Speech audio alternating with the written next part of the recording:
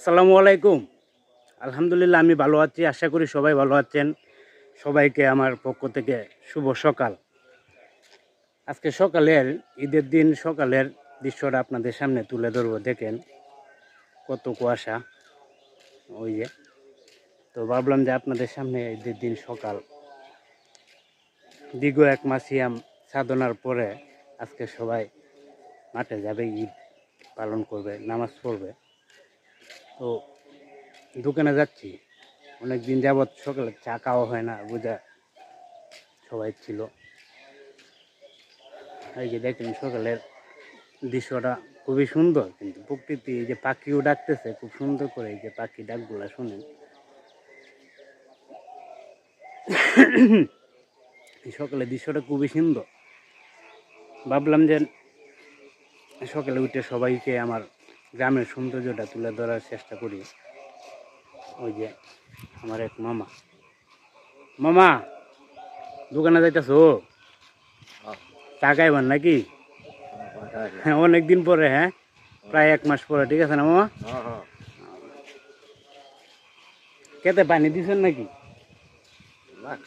ও, কালকে দিছিলাম।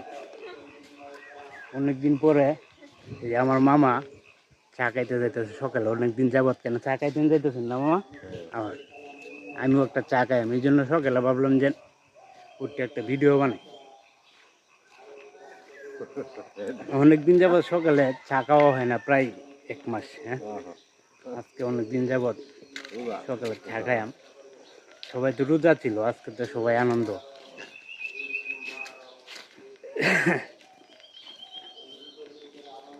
মামা কে তা শুন না? আসসালামু আলাইকুম মামা, চা হইছে? অনেকদিন যাবো সকালে চা টা খাই না, চা দেবেন? এই যে আমার বড় ভাই, আলহামদুলিল্লাহ আজকে তো ভালো লাগতেছে না ভাই, অনেকদিন পরে সকালে চা খাই না। সবাই সকালে আইসে বসে, অথচ গতকালকে সকালে কিন্তু এইভাবে কেউ বসে নাই দোকানে চা খাওয়ার জন্য, ঠিক আছে বুঝছে? আমার কাছে মনে হচ্ছে আরো 2 মাস পিছিয়ে দিত রোজাটা, তাহলে আরো বেশি ভালো হতো। আজকে যদি রোজা না হইতো আরো বেশি ভালো হইলো না, বেশি ভালো অনেক কি গোছ হইলো কইলো। ঠিক আছে, অনেক কি গোছ হইলো। এই যে অনেকদিন ধরে চা খাওয়া হয় না।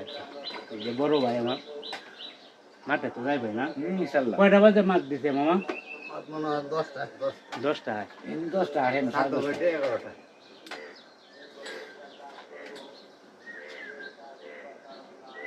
পাবে লাইতে পারি।